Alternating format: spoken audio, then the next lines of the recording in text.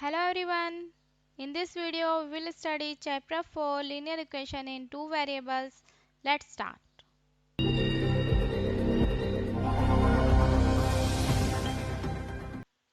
Linear equation. A linear equation is an equation for a straight line.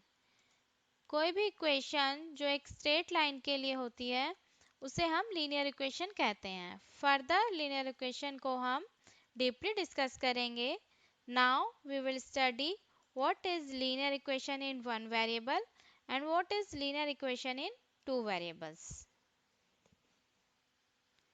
Linear equation in one variable.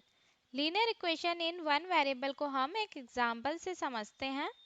ये example है हमारा 2x plus 5 equal to 0. इस equation में आप देखेंगे तो आपको एक वेरिएबल दिखाई देगा x. x है हमारा वन वेरिएबल. इसके अलावा अगर आप इस इक्वेशन में देखेंगे तो आपको कोई और वेरिएबल नहीं दिखाई देगा. इसमें सिर्फ एक ही वेरिएबल है x. इस इक्वेशन में एक ही वेरिएबल है x, इसलिए हम इस इक्वेशन को linear equation in one variable कहेंगे. आइए अब इस इक्वेशन को नंबर लाइन पर देखते हैं. उससे पहले हमें इस इक्वेशन को सॉल्व करना होगा. 2x plus 5 equal to 0. अब 5 की वैल्यू को राइट हैंड साइड की तरफ ले जाएंगे तो 5 की वैल्यू माइनस की हो जाएगी. तो 2x इक्वल टू -5. अब 2 की वैल्यू को राइट हैंड साइड पे ले जाएंगे तो ये डिवाइड में आ जाएगा क्योंकि यहाँ पे ये x के साथ मल्टीप्लाई में है. तो x इक्वल टू -5 अपॉन में 2. अब इस फ्रैक्शन की वैल्यू को अगर हम सॉल्व करते हैं तो x की वैल्यू आएगी -2.5. अब इस वैल्यू को हम नंबर लाइन पे देख लेते हैं. यह है हमारी नंबर लाइन. हमें x की वैल्यू दिखानी है -2.5.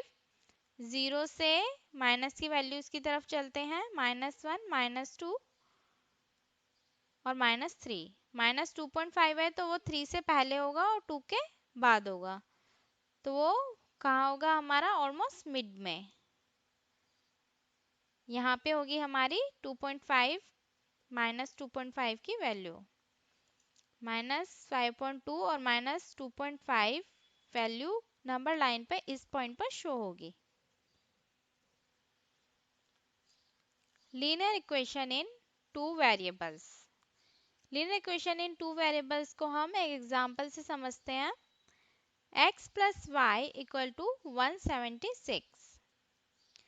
इस इक्वेशन में टू वेरिएबल्स हैं. एक वेरिएबल है x, एक वेरिएबल है y. तो टोटल इस इक्वेशन में टू वेरिएबल्स हैं. आप इस इक्वेशन में देखेंगे तो और कोई वेरिएबल नहीं है, सिर्फ टू ही वेरिएबल है x एंड y. इससे इस इक्वेशन को हम बोलेंगे linear equation in two variables. An equation is said to be linear equation in two variables if it is written in the form of ax plus by plus c equal to 0.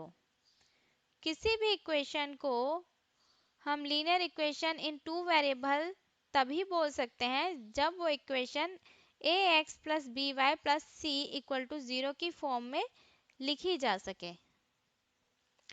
Where a, b and c are real numbers. इस equation में a, b and c तीनों ही numbers real numbers होने चाहिए. अब real numbers क्या होते हैं वो देख लेते हैं.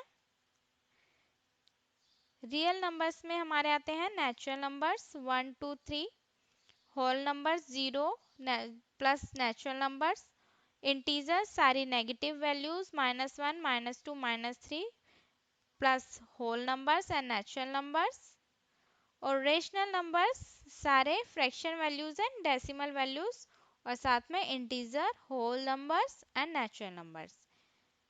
इसके अलावा इरेशनल नंबर्स जैसे रूट वैल्यूज एंड पाई, ये सभी नंबर इंक्लूड करके रियल नंबर्स बनते हैं. ये सारे नंबर्स को हम रियल नंबर्स बोलते हैं.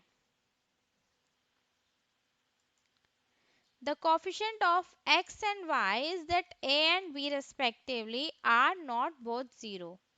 Coefficient of x and y, x वेल है ये और वाई है ये, और इन दोनों के कोफिशिएंट क्या होंगे, एक्स का कोफिशिएंट होगा ए और वाई का कोफिशिएंट होगा B.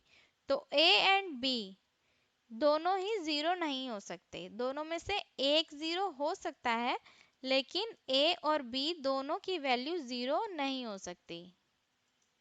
It is customary to denote the variable in such a equation by x and y, but other letters may also be used. ज़्यादातर हम वेरिएबल्स को x और y लेटर से डिनोट करते हैं, लेकिन हम इन वेरिएबल्स को अदर लेटर से भी डिनोट कर सकते हैं, जैसे S T, U V, P Q. अब हम इस इक्वेशन को एग्जाम्पल से समझते हैं। x plus 4y equal to 7। अब इस इक्वेशन में हम देखते हैं a, b और c की वैल्यूज। x के साथ जो a की वैल्यू होगी वो होगी 1, क्योंकि 1 को हम x में मल्टीप्लाई करेंगे तो x ही आएगा, तो a की वैल्यू क्या होगी 1। y है, y का कोफिशिएंट है b, तो यहाँ पे y का कोफिशिएंट क्या होगा 4, तो b की वैल्यू क्या होगी 4।